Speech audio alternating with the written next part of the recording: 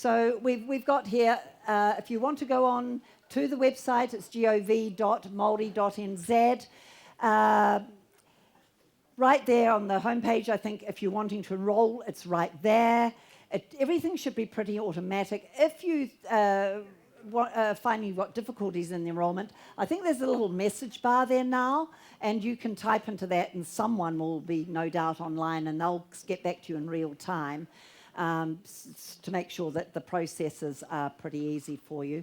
When you do enroll, I believe if it's still, because things are changing, we're trying to make things much easier for people, but we still need a photograph of you that you're happy to have on your national ID card. And we need some ID. Again, it can be your driver's license or passport or whatever. So make sure you've got those handy before you start to enroll, and you need to scan them or whatever and upload them. There's also a pledge that needs to be said. Some people feel that it doesn't suit them. Well, there's nothing much we can do about that. I've had someone say, well, I don't believe in God. And it's a pledge, by the way. It's not an oath to God. It's a pledge, basically, to each other, saying I'm going to live in harmony and in honour. So sometimes if you don't believe in God, well, there's nothing much we can do about that. I'm sorry. But on the other side, yeah, sorry about that. Yeah. It was disappointing, I know. But, you know, what do you do? I said to my common law group, if you don't believe in God, there are other choices for cinder. I suggest you start now. Yeah, well, that's right.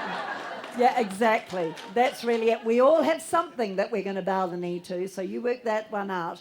But the other side of the coin is sometimes I'm a Christian. Sometimes I have Christians sort of say, oh, I don't like some of the language. But like Glenn did say to us, the Māori language is flowery. And most people think it's a lovely pledge, but remember, it's a pledge. There's one little word that can trip people up. It says non-humans, and is that AI? Well, do you know, in 1835, I don't think they were thinking AI back then, so I think we're okay. It's just a way of saying fauna and flora, so I think we'll be all right. So we're changing jurisdiction. This is the main thing that we understand. So we're just going to whiz through it quickly. This is William IV. If you came into this whole idea of Whakaputanga, you probably thought, like me, didn't even know we had a William IV. So I had to go squirrel around and find all sorts of things.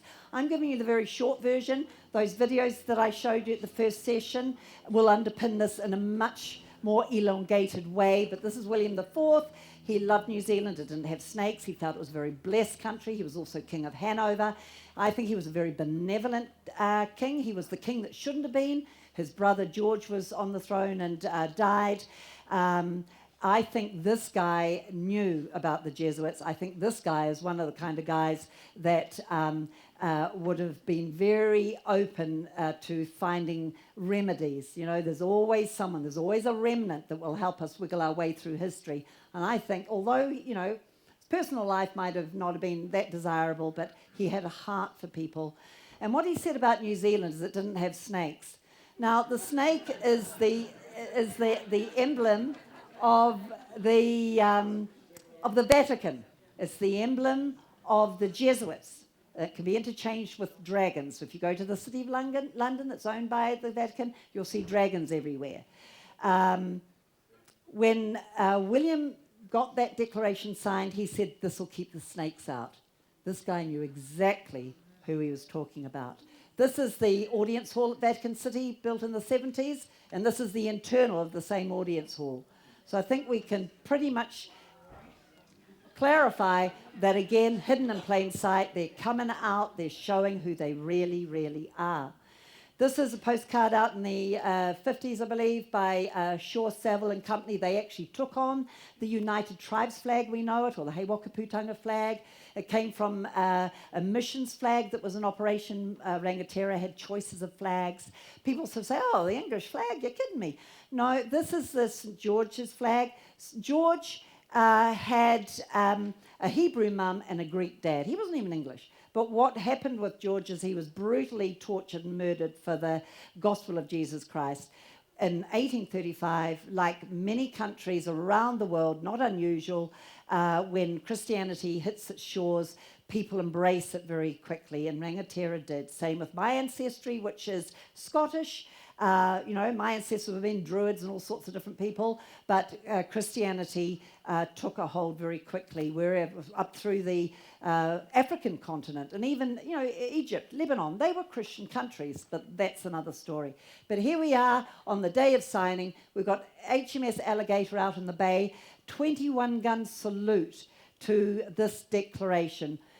James Busby there, and obviously when this postcard was drawn, it's a bold postcard, so even back then there was no shying away from the strength and the significance of this. Now, we have a fly in the ointment, and that's the New Zealand Company. And the New Zealand Company was birthed from the British East India Trading Company. And the British East Trading Company really had nothing to do with Britain. It was a Venetian or a Jesuit company. And when the British East India Trading Company went under, that's when people believe all the secret societies started to spring up, because they disappeared one day. But we can see here from Wikipedia, I know that's not a good academic citation source, but nevertheless, it's interesting what you can learn. And you see the Whig MPs, well, they're the Venetians, they're the Jesuits, and we can see that other directors of the companies were. This is the New Zealand Company. The New Zealand Company caused all the Māori versus the Crown land wars. So again, that Hegelian dialectics at play. Now, Māori may have been warring amongst themselves. We're not talking about that. We're talking about Māori being here in the day, just doing their thing, and then the New Zealand Company started causing all these land grabs and land wars, and then it really sprung up over here to bring them to their synthesis, from thesis, antithesis to synthesis, which is the Crown now owns everything, wouldn't you know it? And you've got to jump through the hoops and decades, if not hundreds of years, to get your land back if you're Māori. So that's one thing the land grab in the early days was about. The other thing is they gave them free passage. My great-grandfather came over from Northern Ireland on one of these free passages. Now, again, no one worries about immigration, but just like what they're doing to Europe now and into Britain, and this mass immigration driven by the elites is destroying culture, crushing it. And that was the trick, destroy Indigenous Māori culture. Because how can you globalise if a culture is strong? It's happened to us all. Scottish ancestry, you cross the border now, you wouldn't even know you've stepped out of England and now you're in Scotland. When you go to Scotland now, Edinburgh Castle, Highland dancing, bagpipes, they're just little touristy attractions. The whole culture has been so destroyed, it's a little museum piece, little tourist attraction. And we're seeing that really happen to Māori now. That is the same play-by-play. No creativity, they just roll it out. They did the same to the English, by the way. So, again, we look at the English, you've conquered the world. Well, they've hidden themselves under that. The average person in England belonged to their community, and you probably know when you go to England that the dialect will change pretty quickly. You only go 50 k's down the road, and then you're back in London with the Sweeney Todd kind of talk. So those cultures were destroyed. And that's what we're seeing in New Zealand now. We think this is Western culture. No, it is not. This is globalist culture. We've all got our ethnicities. That's our culture. And under Whakaputanga and certainly the Whakaputanga Māori government, we're one nation, one people, but we are different ethnicities, and each culture is very, very important. So that's the significant part. But the elites, they will destroy culture. And in fact, United Nations documentation, even to this day, it's an evil. You ever wondered why early childhood is everywhere and all the women are driven out to work? The reason was because they had to destroy that connection, that family bond, because that is culture. So tribalism, as Ardern said in her Bill and Melinda Gates Sustainable Development Goals conference, tribalism is something dreadful in New Zealand, as is paraphrasing. She hates it. So you've got to destroy the family, you've got to destroy community, you've got to destroy culture. So then it's going to be much easier to be hoodwinked and hijacked. So this is where it came from, the Jesuits. The Jesuits, as we've already said, now have their seat and have done so for a few hundred years now in the Vatican. There's the obelisk Bel, the god Bel, from the ancient mystery religion. This is actually his generative member because it's all about debauchery, and so they have that proudly right there in the middle of St. Peter's Square. You can see here Cleopatra's Needle on the embankment near the City of London, and over here in Washington. When you see an obelisk like that, it means you are controlled. You are owned. End of story. So it's no surprising that we see this prominently in Auckland. One of the first things, okay? We're owned. That's it. Full stop. And Waitangi. Now, why have we got an obelisk there? Owned, controlled. And it was the Jesuits that brought mass immigration, of the same Jesuits that owned the plantations where all the slaves were. It wasn't the British, it was the Jesuits. They also had the Paraguay reductions down in South America, where they honed what communism was going to look like going forward. And these Indians, they thought they were looked after. This is the way it went. They got pretty much free medicine. They got fed. They were kept safe from any enemies out there. They got lots of entertainment. So forget they were slaves. Got lots of sports, but they had to work their butts off. And the Jesuit order became crazy rich. These Indians made beautiful clocks and cabinetry, and the Jesuits got so rich that even the papacy was worried about them, and the papacy banished the Jesuits. And that pope was poisoned. That took him a long time to die. He said, I knew they'd get me, but I didn't think it was going to be in such an ugly manner. Around the 17 and 1800s, the Jesuits, because of their nefarious evil doings, were banished from over 80 countries in the world. Japan wouldn't let a Caucasian person on the soil for over 250 years. Perchance it was a Jesuit. Ethiopia banished the Jesuits in the 1600s.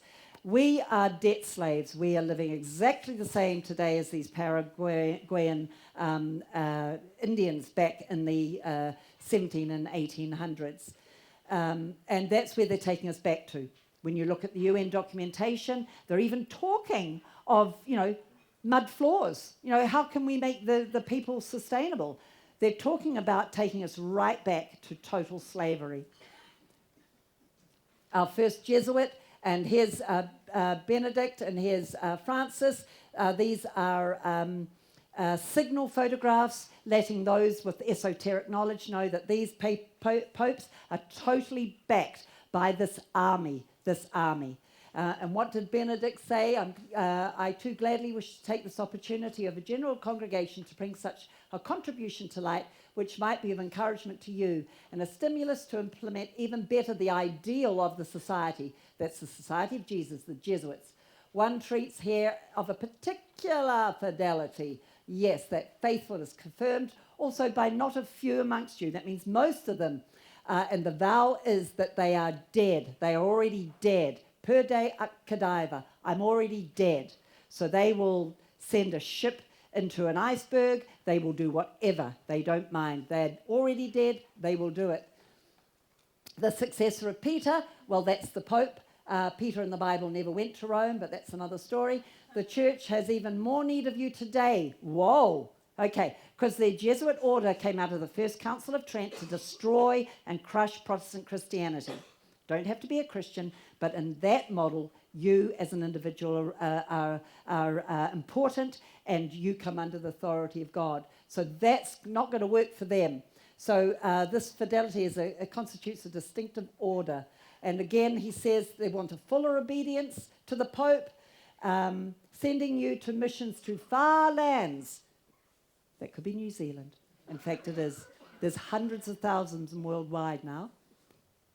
To love and to serve the Vicar of Christ on earth, and it goes on. Collaborators, that means traitors, for the universal church. That's the Roman Catholic Church, because they're wanting to bring a universal one world religion into play. So one of the black popes, like Ignatius Loyola was, the 14th Superior General of the Jesuits, he said, see here, sir, from this chamber I govern not only Paris but to China, not only to China but the world, without anyone knowing how 'tis managed. They destroyed the British East India Trading Company, near destroyed India, we know that, destroyed China with the opium trade. This is where it was all orchestrated from. So when we look further into down the annals of history, we come to Napoleon Bonaparte, who was a Jesuit shill. They brought him out from Elba to do his next little duty and destroy as many French patriots as he could, and then they disposed of him. And he said on his deathbed that this is no monastery organization, Father Abbot. This is an organization that wants power, ultimate power, and control the world by the Pope. He would know. We come up to the early founding fathers of America, and the same thing. They're talking about they're coming in, because when they had the potato famines in Ireland, there wasn't a food shortage, it's just a potato famine. But 7 cargo ships of food left Ireland every day to create it. Remember what I said? If we can't use the crook, we will use the flail. Thousands died, but the rest of them took free ships over to America. And Jefferson says, like you, I disapprove of the resurrection of the Jesuits. Remember, they were banished, and now they're coming back into being, because it's a step backwards from light into darkness. That's where we're going with Agenda 2030. We're stepping out of lightness back into darkness. Once we come up a little bit further to Woodrow Wilson, he too was a Jesuit agitator, and he destroyed America, and on his deathbed he was a very pitiful sight to behold, because he knew he had destroyed his own country. But he knew that in his day, people were only whispered in condemnation of the Jesuit order. It was so fearful. Come up a little bit further to Adolf Hitler. I have learned almost of all from the Jesuit order. So far, there has been nothing more imposing on earth than the hierarchical organization of the Catholic Church. A good part of the organization I have transported direct to my own party. The Catholic Church must be held up as an example. I will tell you a secret. I am founding an order. In Himmler, I see our Ignatius de Loyola, the first black pope, trenched in ancient mystery religion. Then we know here that JFK had lots to say about the Jesuit order, and he marked himself from day one. I guess people that were awake back then would have known, this is over for you, boy. He did lots of things, tried to get off the Fiat. He tried to root out the Jesuit Castro, and Bay of Pigs went against him because of the secret government, the behind the curtain, as it were. So he was taken out very publicly and very internationally because he should have known better. He was Catholic. So why does this happen? Because the Jesuits have an oath. This is only part of it. Not every Jesuit. You've got to be a Jesuit for a wee while. But they pledge their oath that they will, when the opportunity presents it, make and wage relentless war. We blame America. No.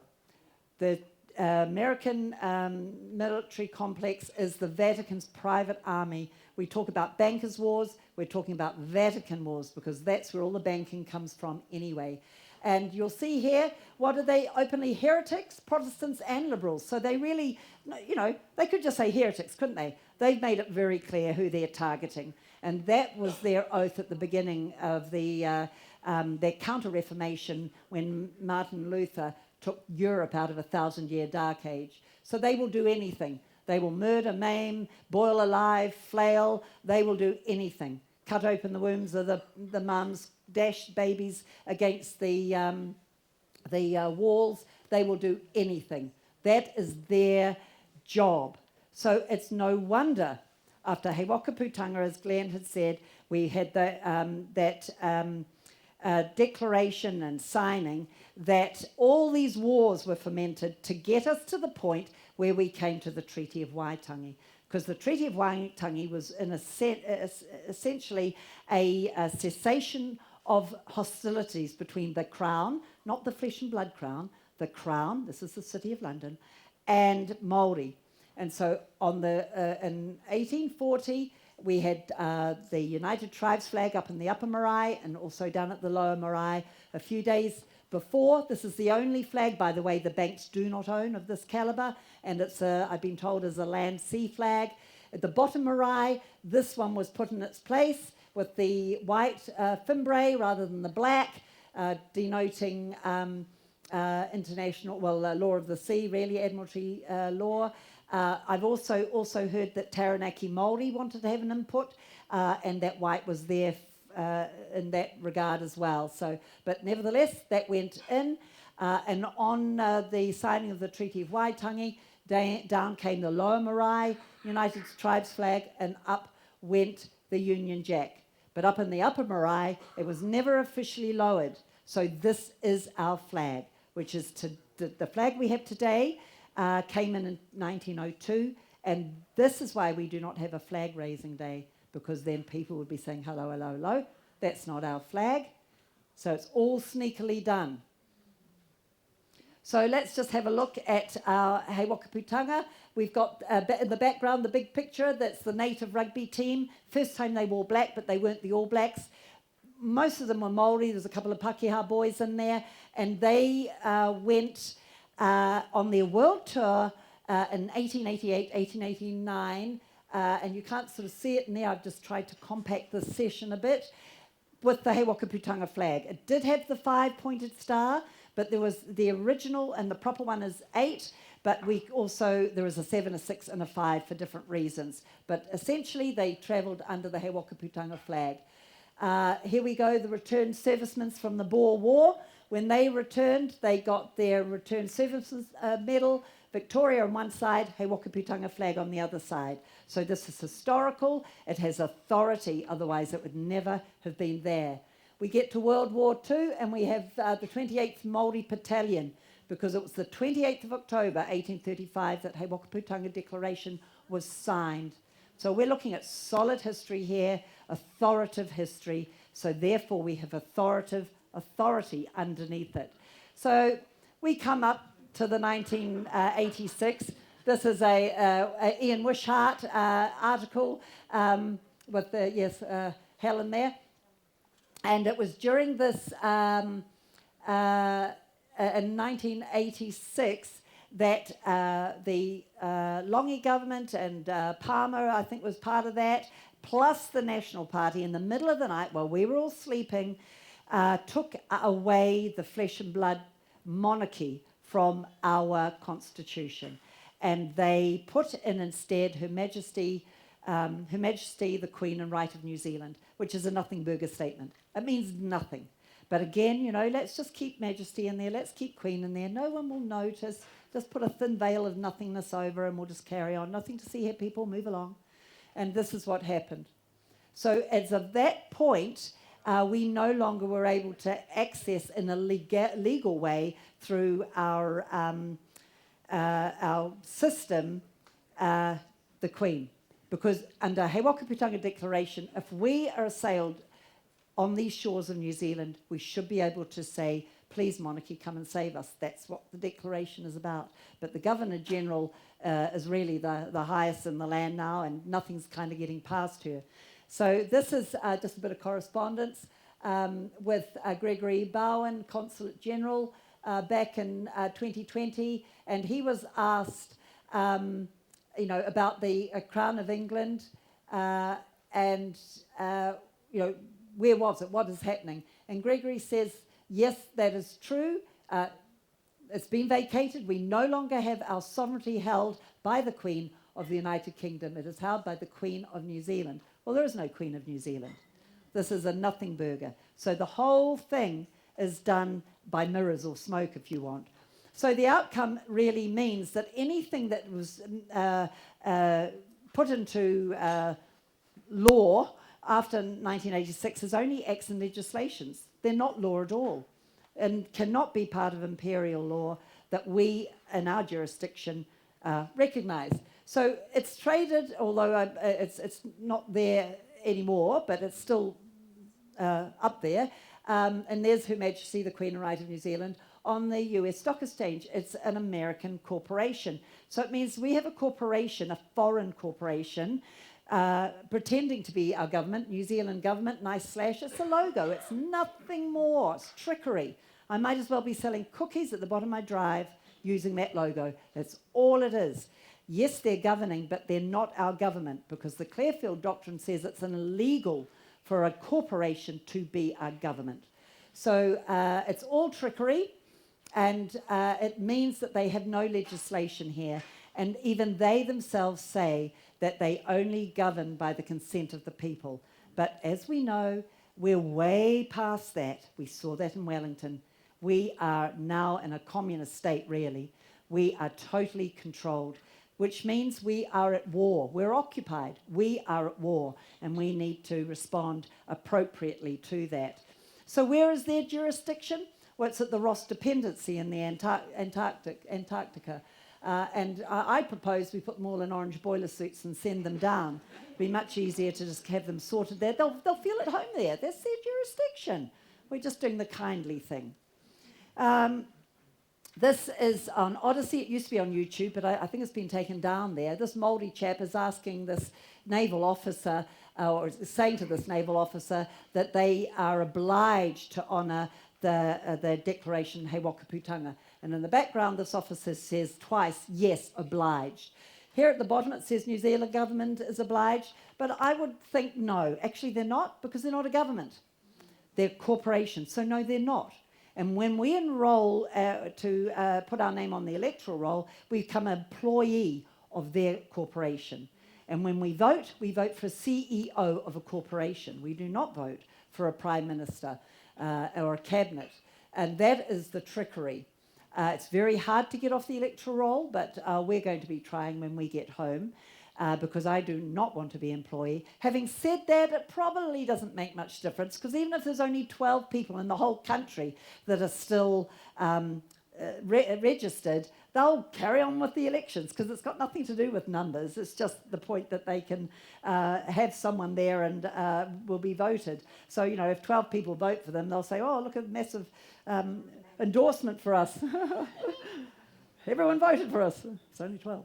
Okay, so we get up to 2018, and Aderna's up at Waitangi. And again, she's saying semi-publicly, she won't say it anywhere else, of course, but she's saying that she hopes her children will learn about the 28th of October and the Declaration of Independence. She knows. She can't do anything else but say that. But this is all part of this kind of grooming of Māoridom at the moment. You know, a lot of things are being put into Māori names, and we've got Hei Puapua, which I seem to have mislaid here today. But Hei Puapua sits on the United Nations Declaration of the Rights of Indigenous Peoples. This is a con job. Firstly, we're all Indigenous. Secondly, when does any Indigenous people with their inalienable rights under God need the UN or anyone else telling them they've got rights?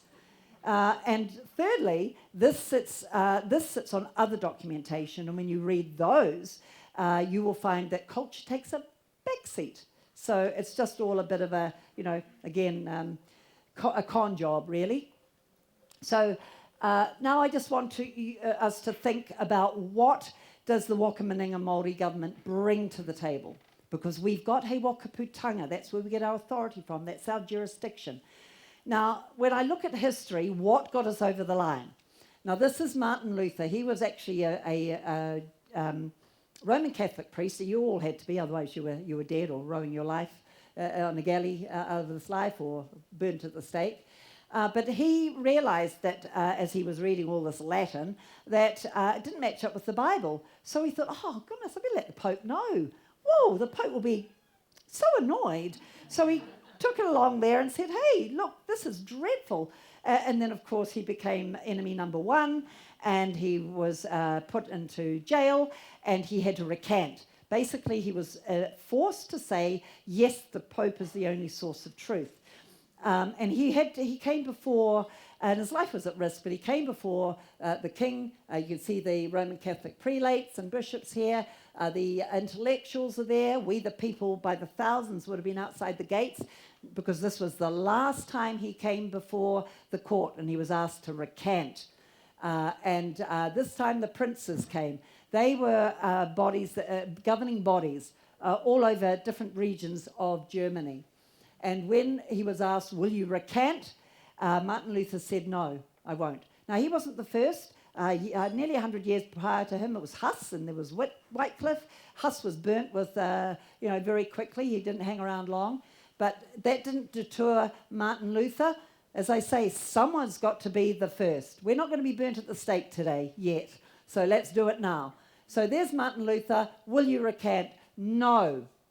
Okay, the scaffolds were already outside. There would be no mucking around. He would have left that building and he would have been burnt within half an hour. And that would have been that. But this time, these princes, these governing bodies, stood up and said, if you kill Martin Luther, you kill us. And like that, 1,000-year dark ages came to a close. Now, it took nearly another 100 years for us to get to the modern age. But as of that point, medicine burgeoned, culture burgeoned, the arts, everything flourished. The middle class was really coming into its own, or beginning to come into its own.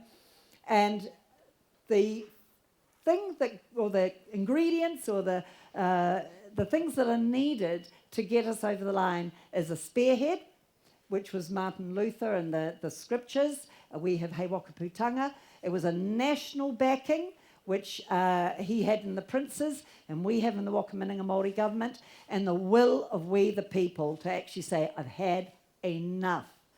I recently found another little example, and don't forget, that was governing forces or governing bodies around those 80 countries plus that banished the Jesuits, so it can be done. This is Victor Emmanuel. He was king of Italy in the late 1800s. This is Pope Pius IX. And this is what Victor said to Pope Pius. I call with no man's conscience you, Pope Pius IX. You can remain Pope of all these Catholics. You can have spiritual power, but I have temporal power. I am the King of Italy. And with that, Pope Pius IX, that thought he owned everything, locked himself in the Vatican and proclaimed himself a prisoner. So it can be done. It's all bluff here, people. It's all bluff.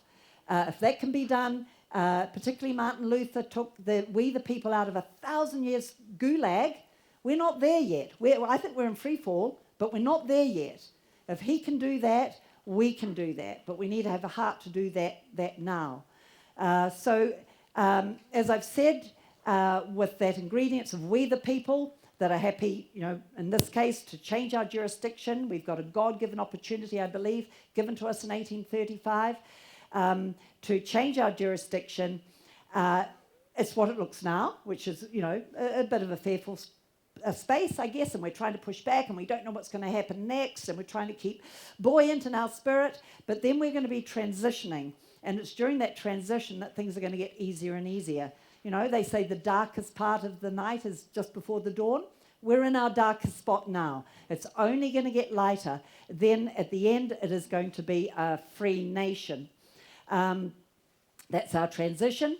So I just want to very quickly answer the who, what, where, when, why, and how of the Whakamaninga Māori government. Because remember, Whakaputanga is our jurisdiction. There are different movements under that, but we know the Whakamaninga Māori government are years ahead of any other movement because we've got structure, we've got form, and we've got purpose. And we're growing very quickly now. We're having great people come on board. So, and we've got no snakes. There we go, absolutely. So this first person there, lady is Georgie Job. She is our Prime Minister. She was Deputy Prime Minister. And this is a photograph. Congratulations to Ngāti Manapoto Rangatira Georgina Job, who has been appointed as Deputy Prime Minister of the Māori Governmental Aotearoa New Tirani for the Titai Haururu Rohe or region up there, the west part from Auckland down, and goes on saying that up in the Titai Marae and Waitangi that she was endorsed. That was 2016. She was deputy. And then Sue was unwell, and Georgie took over the prime ministership, and I think that was 2018, and consequently Sue died. But at our hui, we just had a hui last, about 5 weeks ago. We invited some rangatira down from Waitangi, because we do have enemies, and there's lots of interesting things being said about us all around the country. So we always try to be transparent. We have Kaumātua come onto our Zooms often. Rangatira are always invited in, so they can see what's happening. And these rangatira are absolutely wowed, and they were able to say, whoa, now we can see it, we can see how it all runs, we can see what's happening, we've met the people, we've heard the councils give their reports, we can go back to northern New Zealand and put to bed some of the rumours that are going down. So that was really important. Our previous hui was at Waitomo Caves area there on the marae, and we had 4 or 5 Kaumātua pop in, delibereately came in, and they gave a very sacred little axe type thing to Georgie to re-endorse her, to give her, honour her mahi, and asked her to carry that as part of her mana. And June the 11th last year, the National Whakaputanga also just made sure that she was well endorsed. And that's what the rangatira said at our last hui. He said, when he stood up at the end, he said, there are many people that are envious. And we knew what he meant. They were jealous. So they're always pulling at Georgie, who is she, and all these questions to try and discredit. We accept that's going to happen. We're on for the fight of our lives here. It doesn't deter us. But again, last June, she said, I'm done. I'm fed up having to be re-endorsed all the time. But that's who we've got there. Then she is surrounded by an executive of about 9, made up of Pākehā and Māori. And then we have different councils. So we'll talk a little bit about them in a minute as well.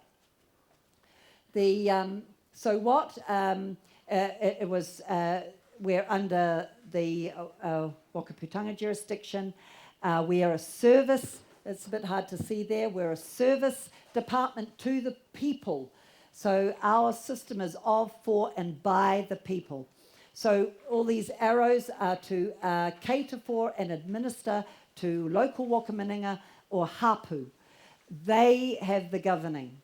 And they, when you proclaim your wakaminenga in an alliance to the Whakaminenga Māori government, you will have office holders, which I'll go through in a minute. You have an alliance because this government you don't come under. So you have an alliance because you are the power base.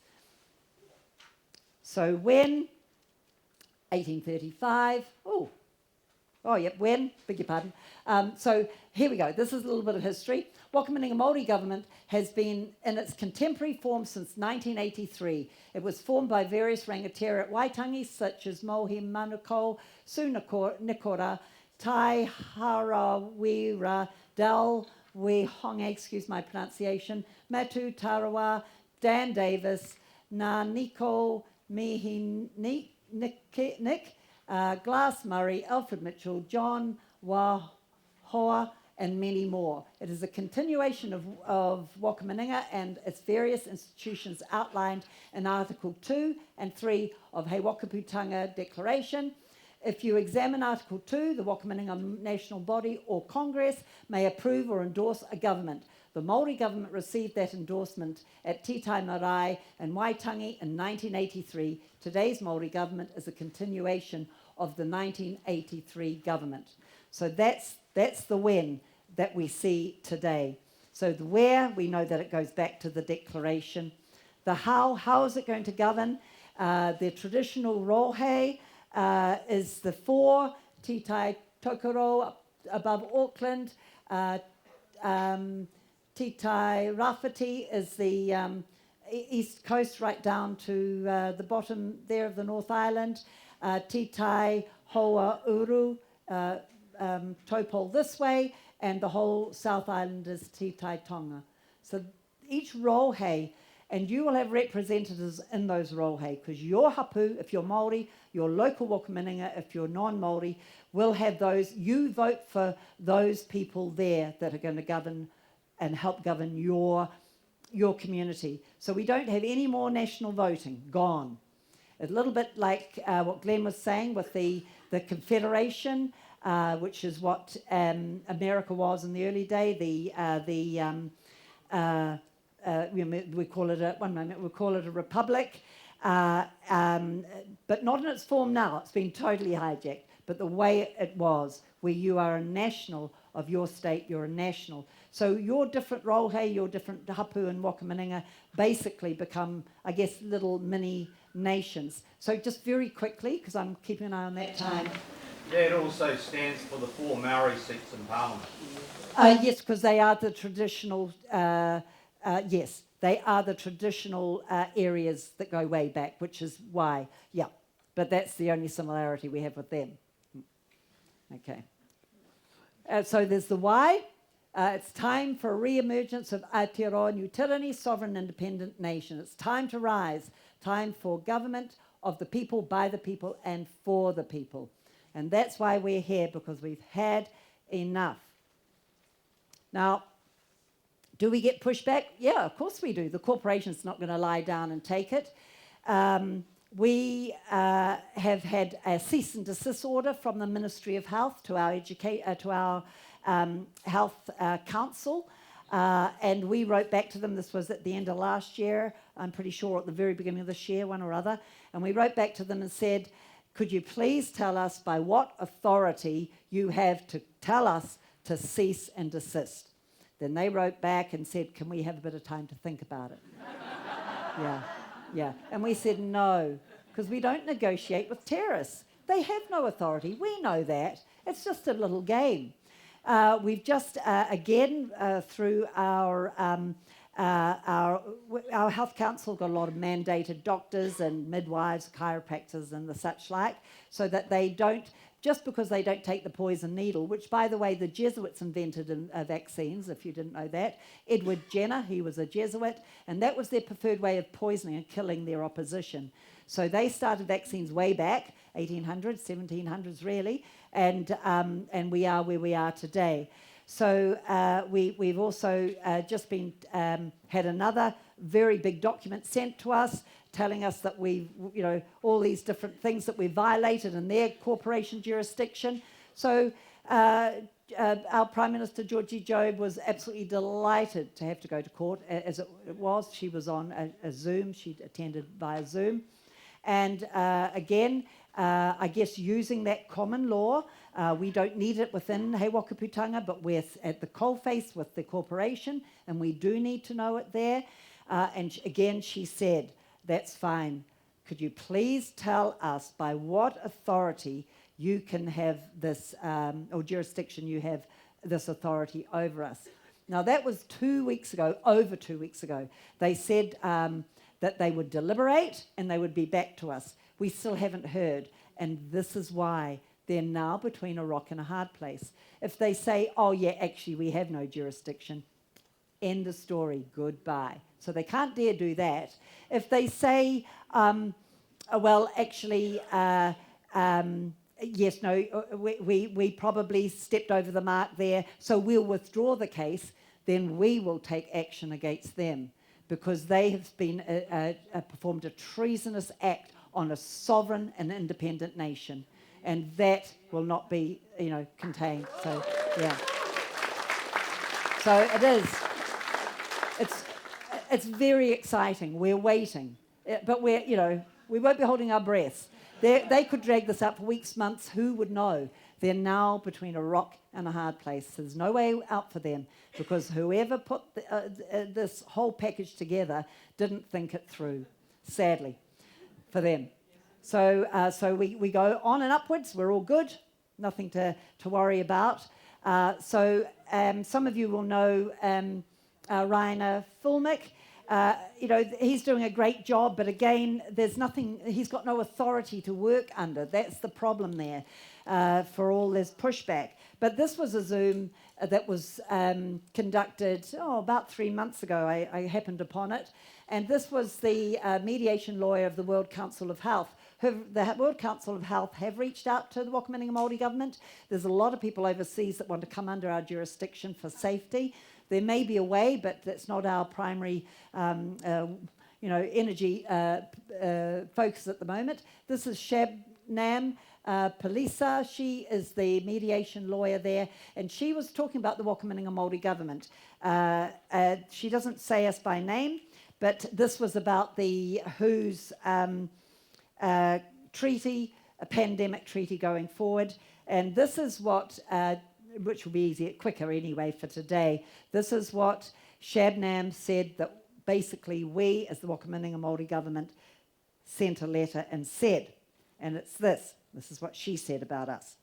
Just an example of that is New Zealand's traditional leaders, that's the Whakaputanga Māori government she's talking about, who have written to the UN and to the WHO and said, not only do we oppose your treaty, your proposed pandemic treaty, but we do not recognise your authority over the people of our country.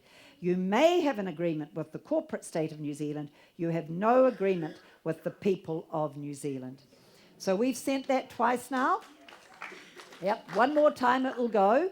First time it was sent, now I'm not quite sure how they know because I'm not techie, but it didn't look like the emails were opened. This time there's been many emails within the WHO and the UN that have opened that. So now we know, notice to principal is notice to agent, etc., etc. So we've got to do this one more time. So we're getting international recognition on these sorts of Zooms, and at the moment we've got the world, we the people around the world are awake, and this is our window, because we're all looking at all the different nations and thinking, how are you going? And if they get a wee victory, we're cheering for them. This is our moment. We're on the world stage. If we can get this right in New Zealand, this will actually have ramifications globally. And one last example as well is during the Wellington protest, we had that Wednesday when the police went in with their own bricks and burnt the tents themselves. Earlier on that week, not the commissioner, but one of his people phoned our Prime Minister, Georgie Job, and asked her would she send emissaries down to speak to the organisers down at Tent City in Wellington. So we said, yes, we'd do that. This isn't negotiating with the government. This is just talking with the people down there. And this was the police who are supposed to be under their oath. We know they're not, but, we indulged them. So there was lots of to and fro, lots of Zoom meetings. And on Tuesday night at 11 o'clock, the day before the Rumble, we were given a guarantee by the police they would do nothing in Wellington until we got our people down there the following weekend. We had spoken to not really the organisers, but they'd put themselves up as the sort of leadership down there. They knew we were coming. Everything was cool. Costa knew, didn't he? Oh, yeah.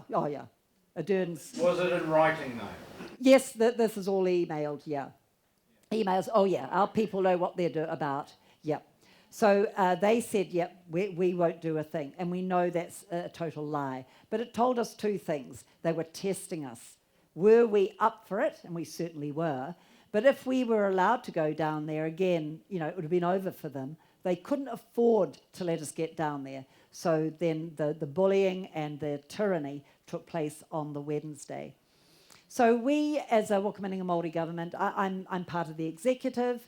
I am lead role in the Mātauranga Education Council. We have our website up now. It's not looking as New Zealandy as I'm hoping for, but we're all volunteers. We've got a beautiful website. And we are looking to just settle it down to New Zealand. It's a bit flashy and maybe a little bit corporate, and we still want to be, looking good out there. I'm hoping there was a beautiful short video that was given to me with a guy on the beach holding the United Tribes flag and these children kind of running. It was just beautiful. I think that's on there now, and that one is Mātauranga wakamaninga.nz. But there should be very shortly a link on the main website. So we have mandated teachers that sought us out beginning of the year, really. And these were teachers that were already standing under the authority of Whakaputanga, and they weren't taking any mischief from the corporation. So yes, they pulled out a mainstream teaching where they say they're never going to go back, and they just started teaching or learning pods or learning hubs, and they're just getting going. So at the moment, they're kind of keeping under the radar. They know that the 8 children, and if they've got more, there's a hapu somewhere down here. I'm trying to contact them again to go and visit. They've got quite a number of children, and the way they change them out to keep under the legal radar at this stage. So it's about being sensible. Remember at the beginning, as we transition more and more, we can be a little bit more overt about the way we want to operate, but at the moment we're being careful. There's no point putting a target on your back. So we have home educators, all these little learning pods. We have teachers, home educators. We have a Zoom. Well, it was every Monday. Now it's going to change slightly. We also have administration because obviously that's going to be needed. Our job isn't to be a ministry over anyone. That happens at local level. Hapu, local level, choose who they want. Do you need to be a qualified teacher under our jurisdiction? No, you don't. Actually, you don't. We can prove that by the number of home educating parents that are doing a valiant job and their children are very successful at university, to know that you don't need that. But we are going to offer a diploma of education. We're going to get rid of all those stupid philosophies that came out in the Enlightenment period, and we're getting back into the real theory of education. So we're not sitting in these Prussian-style classrooms anymore with a pen in our hand, particularly our young boys, very feminine type things that they've got to do in this eye-hand coordination with a little 5-year-old damaging their eyes and the whole 9 yards, disenfranchising our boys that should be out there climbing trees and falling out and really discovering the world in its bigger form so they can understand space and dimension, sort of sitting there like little girls. So it's a very exciting time, and it will. And we're not anti the classroom, but once we win the day, it's not going to look like the indoctrination prisons that it is at the moment. Have you noticed how they're all getting big fences put around them now? And I think there's legislation coming through that they can hold those children for 72 hours. It's getting very scary out there. So at the moment, we've got a lot of home educators. I'm suggesting they still do the exemption. Again, let's be wise here. By doing your exemption, you are not contracting. You've already done that through the birth certificate. We can protect and show people how to stand in their square, because whatever actor comes to their door, it's just a corporation.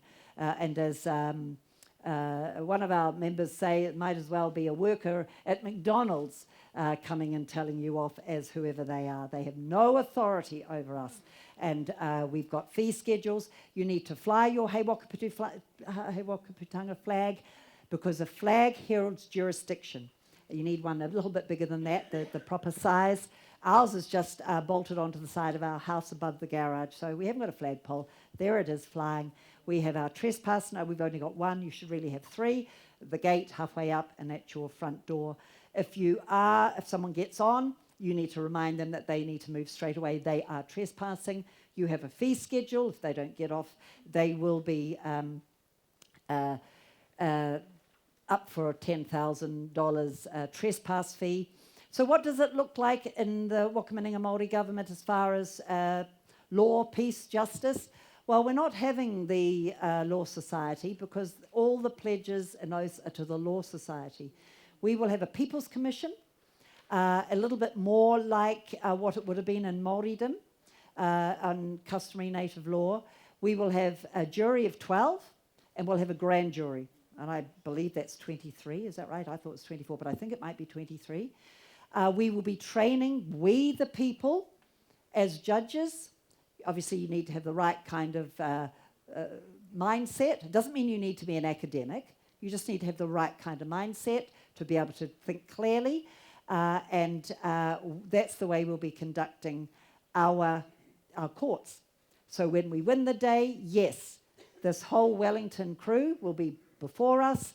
Any doctor that has poisoned their people will be before us. Any principal, any teacher that has done anything to cause any of our young children to have this mRNA will be before us as well. So we've got a massive job ahead of us.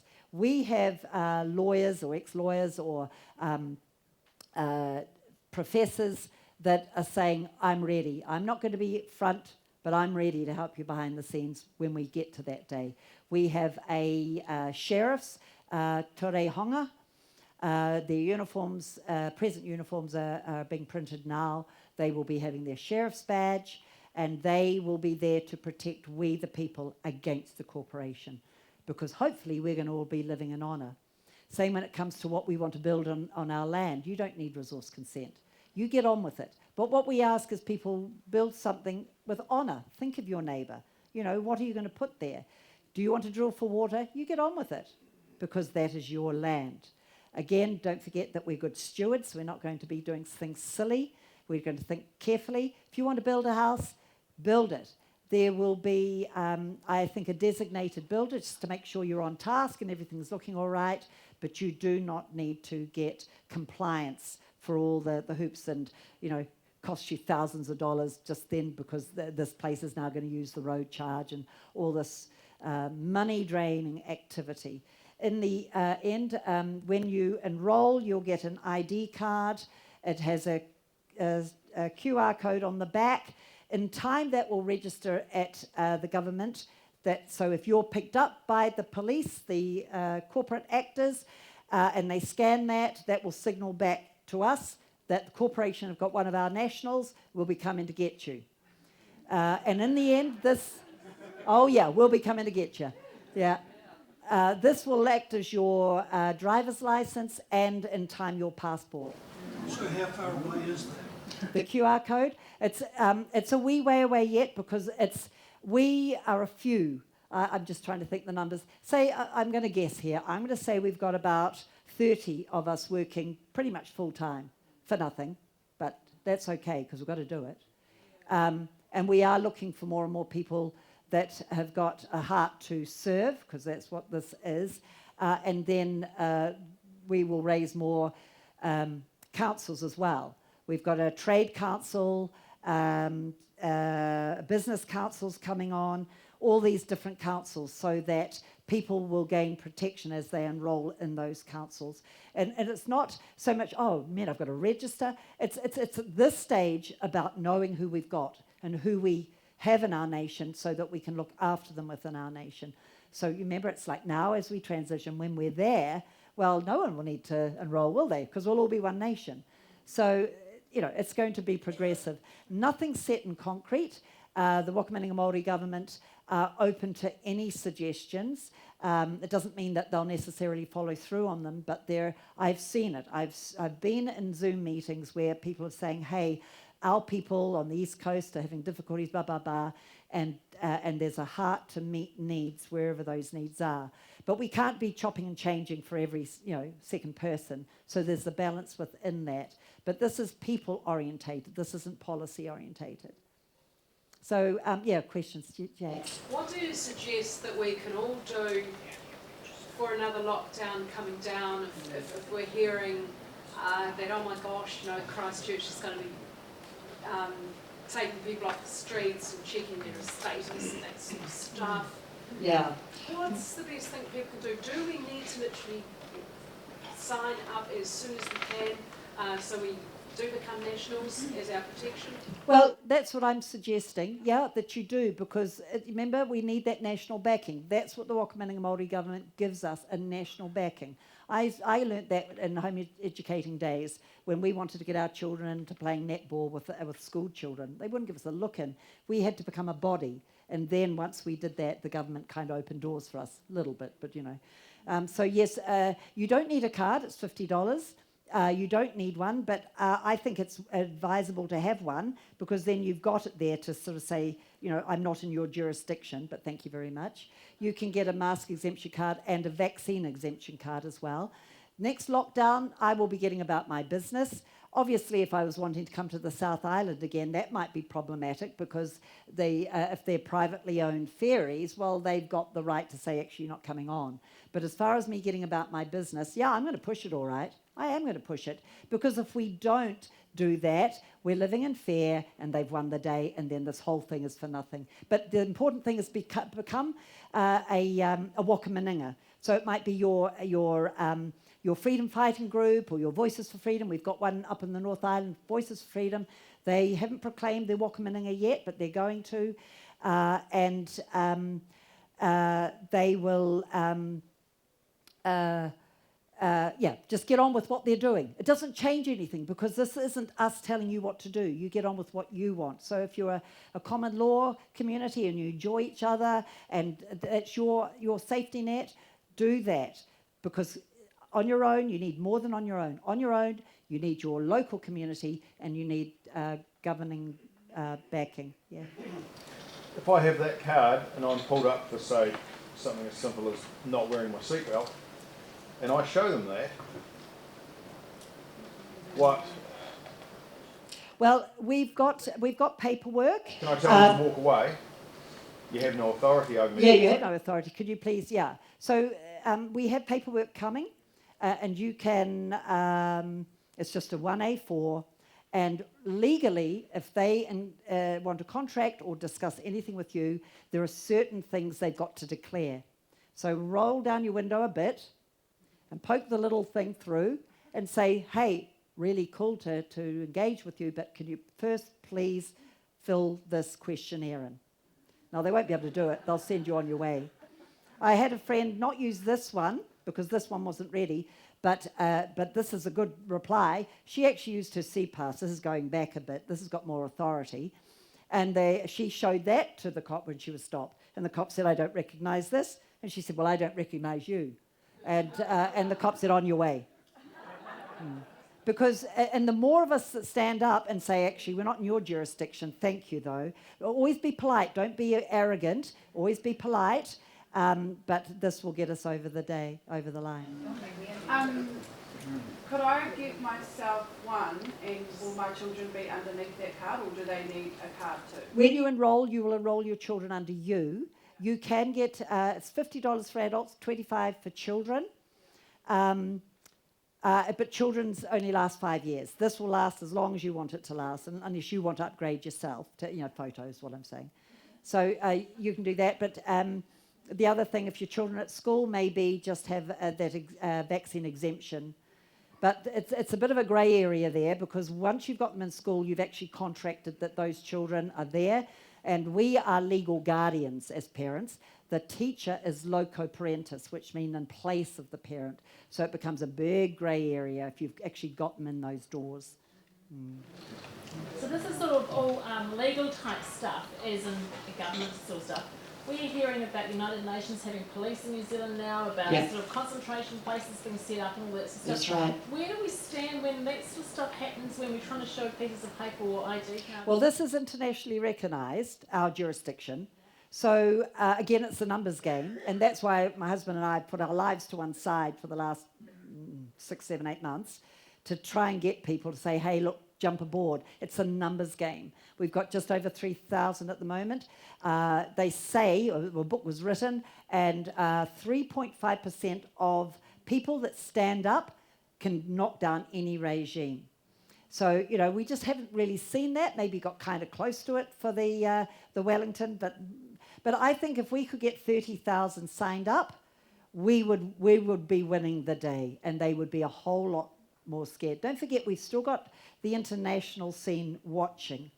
So I think there is only a window, and we do need to get moving. Yeah. Just a moment. I'll just see if there's one moment. Yeah. This may be a silly question. What about if you're on the pension?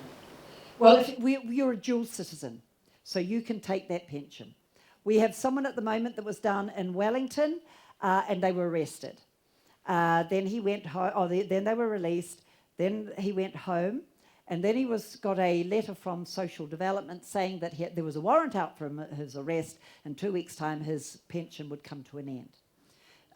There is no warrant, so he rang them and said, there is no warrant. Can you prove that to me? Oh, that's not our department. So here we go. So then he had to ring, whatever, what it is, I don't know. And they weren't able to give him any conclusion to this warrant being out.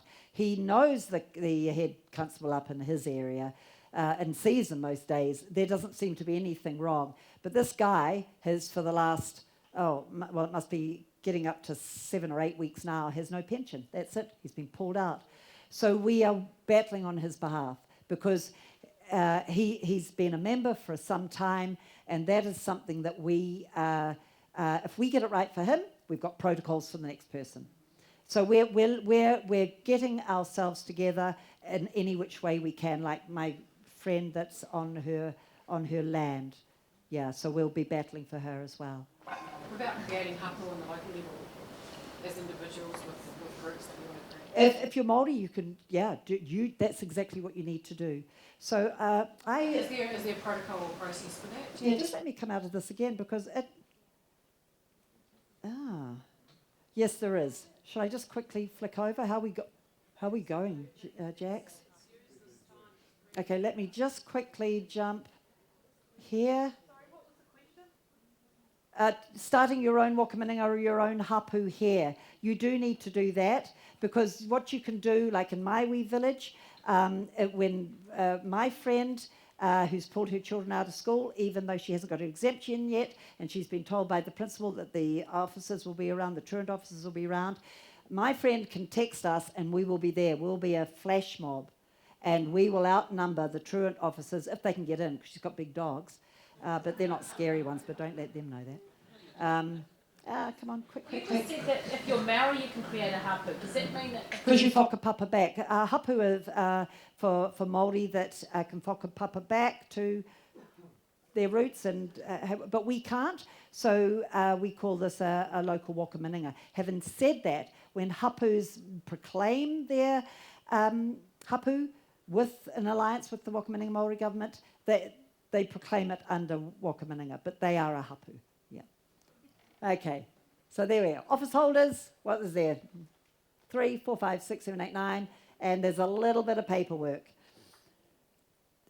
Old logo that needs to be changed, and that's a public notice of proclamation. So we're just publicly proclaiming your hapu, your wakaminenga, and you just fill it in with, you choose the name of your community, and you put in the details of that community, and you sign and have it kind of passed. Easy peasy. So what people do is if they're ready to proclaim, they just usually come together, have dinner or something together or whatever, and they do all the paperwork and proclaim it. So then you also have your office holders. So within your local community, you have someone that says, I'm going to be the trade officer, I'm going to be the education officer, I'm going to be the health officer, and so on. We'll go through those in a minute. And you write their names down. You want to get a good fit, but it's not the end of the world if it's someone that says, well, look, I'll do this for a year. Remember, you're not on your own. There'll be other small communities, and you're cross-pollinating, and then you're talking as a rohe, so you're not on your own. What size of numbers are you talking about? You'd need at least 12, but, it would be better to have a few more than that, but you need at least, there's 9 office holders, but you really need 12 people. Sometimes it's a church, small churches doing their proclamation. As I said, Voices for Freedom group. It could be just a group of freedom fighters. You'd want to have something a little bit better than perhaps just a social scene. You want a kind of a working angle, otherwise people could kind of fall in and out. And I've done prepper conferences, and the way I see it is we talk about food prepping and long-term storage and shelf-stable food, but what are we talking about that if they're going to come and rumble our house and our pantry and we're gone? This is the real prepper stuff. Prepper for us as individuals, our communities, and our nation. So you do your resolutions, and you have allocated officers, and you sign it all up. So it's only a couple of sheets. So let's just quickly go. So you've got someone that's going to say, I'll look after justice, I'll look after foreign affairs, which might seem a bit odd, but you're not on your own. It's because you see yourself as a mini nation. You are the power base. Your governance is with you. So you need to have people here, but you're not left on your own. So don't worry. Secretary of State, that's your little state. Don't worry about the word state. I know that could be a bit of a trigger, but we're all good. Treasurer, environment and cultural, health and well-being, economic development, because this corporation government is shutting down rural areas. Our little village, we've lost our secondary school. We can't even access the police station anymore. You've got to ring. So if it's an emergency, goodness, you've got to actually ring Wellington if it's an emergency. It's just crazy. It wasn't like that a short few years ago. We've lost our post office. They're shutting us down. So it means young people aren't going to stay there. So we want to rejuvenate these areas. That's why, when it comes to our councils and our Mātauranga Council, I'd love to see, there's a lot of te reo speakers out there that don't want to leave their village, don't want to leave their area. What about if we say, well, look, can we put you through a little bit of training so you get a bit of an idea of learning styles and to put you into one of these little learning hubs? Now, at the moment, we can't fund anyone, but often if you're in a rural area, you're probably on an unemployment benefit anyway. So, it gives, we're all moving. We're moving forward. And in time, we'll be able to salary our teachers appropriately. It might be grandparents as well that, would love to teach someone knitting, teach someone how to do an engine, real learning, real life learning, fishing, how to get a fire going, life skills. You don't need to be a teacher to teach real learning. You only need to do 1 or 2 hours. Well, 1 hour a day would do you 3 hours perfectly. I'm a home educating mum. I know it doesn't take much. Children absorb all that. Got to give it at the right time and get them out there. And if you want success at university, life skills brings you success, not how well you did in school. The two do not equate. Education and language and culture all goes together, of course. First, colonial, reconstruction, public works and infrastructure. Now remember, when we're talking post-colonial, we're not talking about we the people, we're talking about the corporation, we're talking about the hijacking of the country, this mass immigration and destruction of New Zealand culture, because we're not experiencing it now. So we want to peel, we're not going back to the 1880s, but we're peeling off that globalism and finding ourselves again. And we want to have cultural pods as well, not just for Māori, but if you've got a culture that you feel there's enough support in your community that you'd really love to see you touch base again with what your ethnicity was all about, whether it's Scottish or Welsh or whatever, there will be provision for that as well. We want to undo all this globalisation. So once we get all these office holders in place under our jurisdiction and we multiply that across the country, well, we can say goodbye to tyranny. Yes, hi. Hi. What you're saying about depopulation, Green Park, which is around by Lake Ellesmere, have been given notice of vacate because you're actually in a flood zone. That's the excuse they use it. Yeah. There's only a couple dozen houses down there, but they're trying to get rid of it. Yeah, yep, that's right. Get them to roll, none of your business. If I want to be knee-deep in water, that's my business. Yeah, no, truly. We're self-determining individuals. If I want to live in a swamp, that's my business. So the higher hut, the next one. In the fine line. Right, yeah. Yeah. So, but you'll need to fight from this jurisdiction because we're lawful. They're legal. That doesn't mean it's lawful. Legalese is quite a lot different than law. And our law stays. They can't do away with that. They build all their legislations and acts on that. And they can only do that by our consent. Well, we don't consent, actually.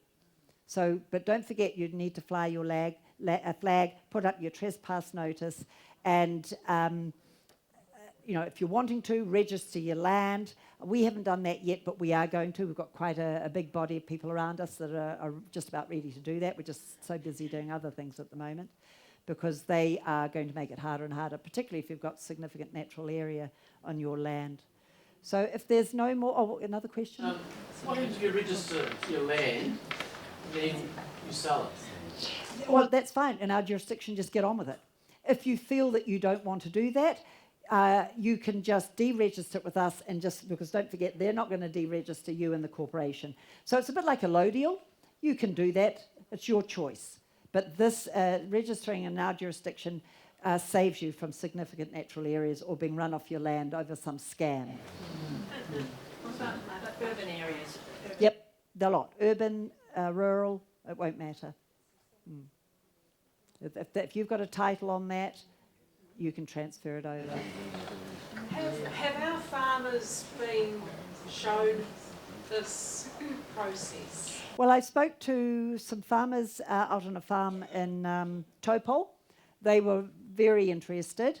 I haven't followed them up. I'm not quite sure. I'm in loose contact with them.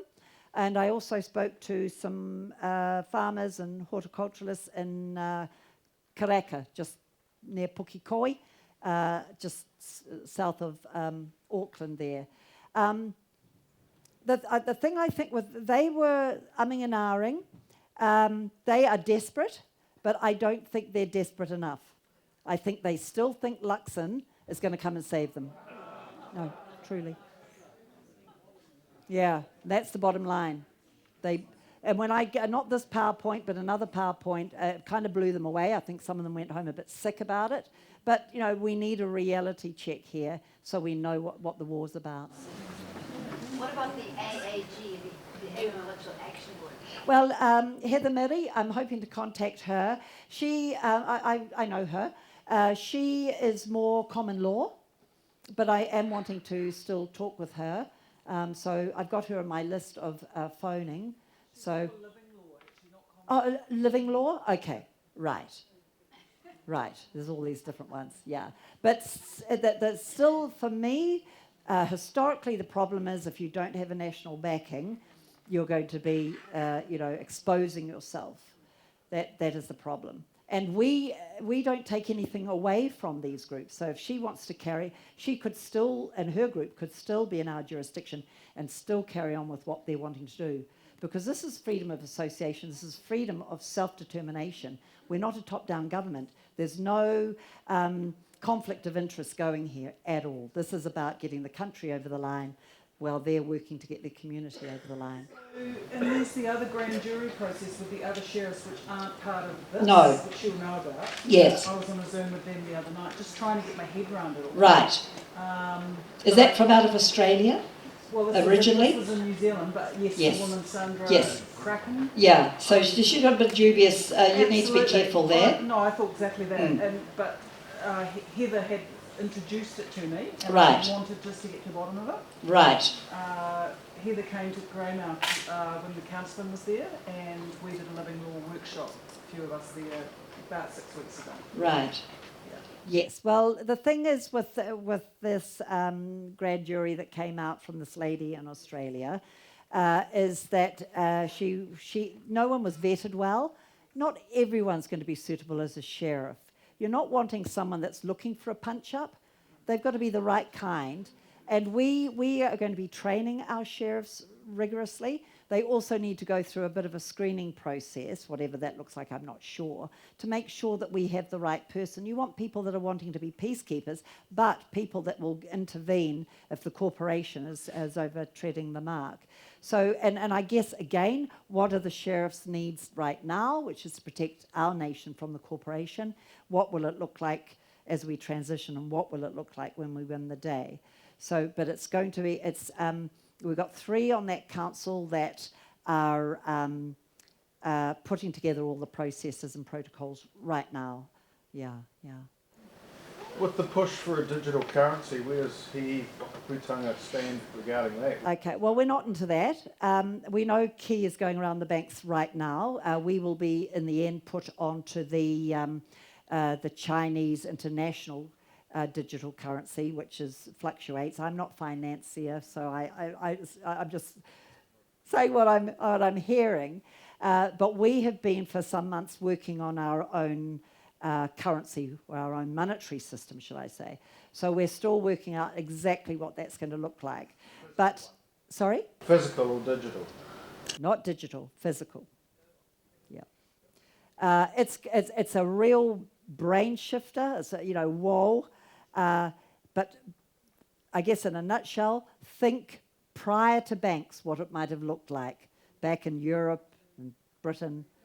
think that. No, it won't be gold. It doesn't need to be gold because that fluctuates as well. It's going to, at this stage, the one that the financial council are looking at will be our energy. So market will determine the pricing of our energy, whether that means I have grown these vegetables and I'm putting them up for sale, what that would look like. It's been really hard because how do you build something on nothing like fiat currency? So we've had to kind of think outside the square. I think they've worked out a currency or a monetary system, I should say, that could be good. One thing we know about it is that it's operated locally, but it's also online for all the functioning. It's not hard copy functioning. I don't know whether it can be hard copy functioning, but the server isn't particularly secure, and so we're just stopping right there. We have some great people in our ranks that can get it over and make it secure. But, it's a time issue, so I have no timeline when that will be ready. But I think a lot of people, I'm sure, we're ready to give it a whirl. And what we'll do is we will do part our cash, our tender cash that we have now, and part this other monetary system, so that we'll get used to using it, and then we'll just slowly reduce the cash and up this other monetary system. That seems to be the way it's going to go at the moment. Tobacco used to serve that purpose. Yeah, well, that's right. Yeah, exactly. Yeah. And see, and it's also an economy that's a spending economy. You will not need to save because you're not going to have to worry about a rainy day. You're not going to have to worry about inflation. All that's going to simmer and change. So it's about spend to keep the economy growing and robust and businesses springing up everywhere. So it's a spending economy, which is another shift. It's really hard. Just a quick question. Where can the Whakaputanga flags be purchased? You can get them online. I think the Christchurch flag shop, but I think they're quite expensive.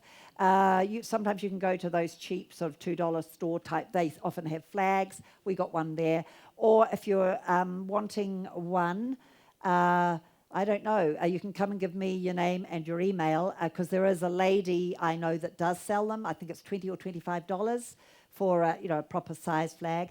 They're all this kind of nylon-y stuff, and what I notice after about a year, it starts to fade a little bit. But unless you want to spend hundreds, that's about the best thing that we can do.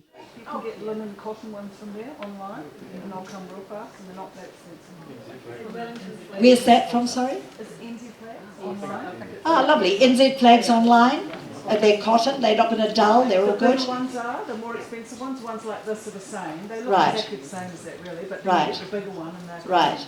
Yeah. And make sure you get the black thin braid. Sorry?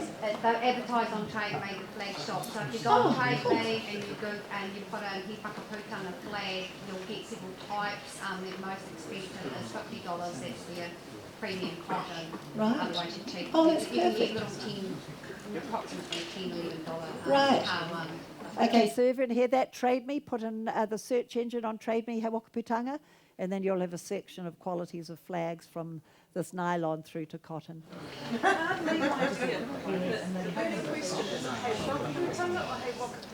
The declaration says Hey Whakaputanga, but if some people say Hey Whakaputanga, we're all good. We're all good. We just go with the what it said on the declaration. Yeah. Yeah. So one more question. To what degree is your current and future progress depending on getting sufficient funds? Well, in the end, once we get our numbers, what's happening, once we get funds, where are we heading sort of next? Once we get enough numbers, we can then do tax. So we're thinking of a 15%, maybe 20%, somewhere in that range tax. But if you are earning a lot more, you're not going to be hammered like the corporation for the sin of earning more money. It's going to be a flat rate across the board so that it's fair for everyone. So once we do get funding, then of course we will be taking over roading, taking over what's happening locally in hospitals. Our Health Protection Council are offering pharmaceuticals where they work, surgery where it works, natural Māori medicine, homeopathy and naturopathy, all the things, because you determine yourself. But at the same time, you take responsibility for your health. So if you're eating junk food all the time, well, you're going to have a wee think about that.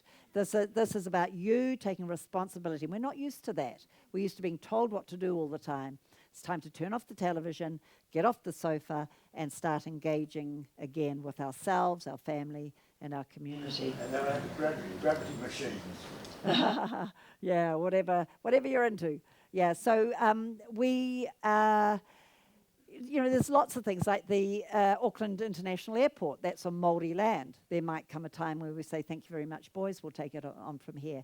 Local councils are on a Māori land. There'll come a time when different Whakaputanga say, hey, we're robust enough, we're onto it enough to go in and say, okay, you can go home tonight, your job's done, we'll take it from here. So some of the structures will stay. You know, we don't chuck the baby out with the bathwater, but all the rubbish that we are used to or having to bear, particularly in council, they will all go. I don't know what's going to happen to the beehive. I've got to be careful being a video. I better not say what I would like to see happen. In fact, I did say once what I thought I'd like to see happen, and a guy came up to me afterwards with a bit of a strategy. I said, mate, stop. We'll just leave it there before we're all arrested today. Yeah. But that's not the structure that we will be dealing with. Yeah. Question for the group. Those on benefits and such. You carry on with those. Yeah. Because you're a dual citizen, so you're still eligible for all that.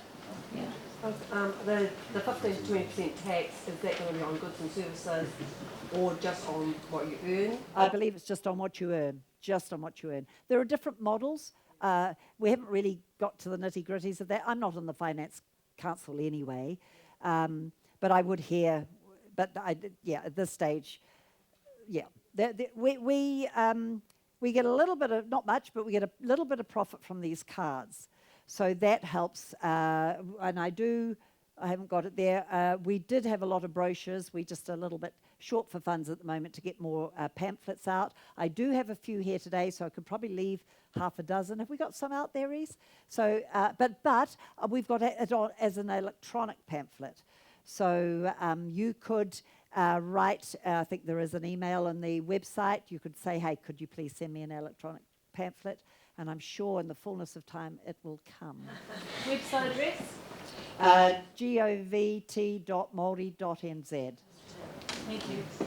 I'm always wanting to be aware of the costs and the gains to everything.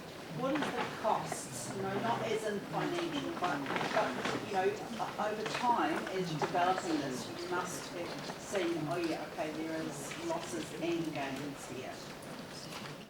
What losses and gains? What losses more than gains? Okay, so what would be the losses? Well, I think as we transition, we might not be able to get our marble bench top. I think that could be a little bit, as we transition, maybe some corporate countries will not want to trade with us, but we are reaching out to different countries. We have in the past, and we have been accepted, so the precedent is there. So it might mean that we need to re-look at our trade initially. But don't forget, it's not just us that are awakening as well. I mean, we've got a wonderful opportunity here just lying there historically for us, so we are ahead of the game. But if we can get ourselves over the line, there'll be other countries that will be able to kind of do that in their own way. For example, America, I think they could find their way back because they were hijacked as well. They're all citizens of the state rather than nationals, or citizens of the country rather than nationals of the state. So there are ways for different countries to start clawing back their inalienable rights and their communities. So, you know, we're in for the fight of our lives. There's no denying that. They're not going to like what we're doing. But what else? Sit here and let it all happen? No, I'm not that kind of person. So, it's not that I haven't got any fear, but what do? I want to look my children in the eye and say, I gave it my best shot. I didn't bring them into the world for this. I was shocked when I kind of woke up and you go through a grieving. When I wrote We're Revolting, that was 2 years full-time research, and I cried. I couldn't even go down the rabbit holes with all this pedophilia. I was shocked. And, I'd be fine, then I'd be angry, then I'd be grieving again, I'd be crying. It's just a big mind shift you've got to realise. But you've got to go through that to know, well, actually, we're not, thankfully, in a hot war, but we're in a war. So this is our lot in life. We've got to get ourselves over. Yeah. Just to come back to the card, you said that it lasts a lifetime. I've heard Yes. that twice before from the government. Yeah. Guarantee. Well, that's a corporation. They want your money. Yeah. How do I know that that's not going to happen again? Well, who would know? It's a card. I don't think it will. It's just a little card. I can't imagine it will be, because who's going to do that? Because all the governance is with we the people. So they're a service government.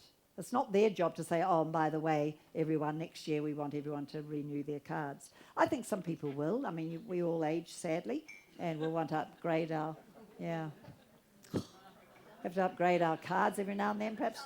This isn't you. Well, I was 21 once. You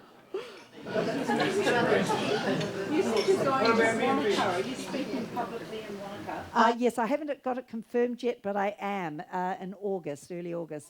Yeah, I just have to check the date. Reese, can you remember? Was it the 2nd? 2nd, yeah. And when is this recording going to be available?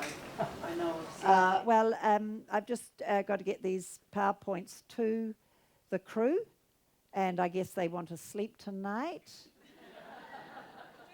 Tomorrow. Soon. Yeah. So are we okay for time? We should round up? Yeah. A couple of hungry people in the Oh, right, beg your pardon. It's the light, isn't it? A question about tax. If it's based under a pledge under God, Canaan law, or the King James Bible, whatever you're using, can't earn from the sweat of an oxen, and it's slavery to take from the earnings of someone's labour or totally. toil. So how do you align tax with that? Well, they'll have to work that out. I prefer the GST model, so that you choose when you buy, you pay your tax when you buy. But at the end of the day, whether I buy and I pay it then, we've got to run the country. So I guess you could say it's a koha. I don't know. I don't know what that's going to look like. But I agree with you.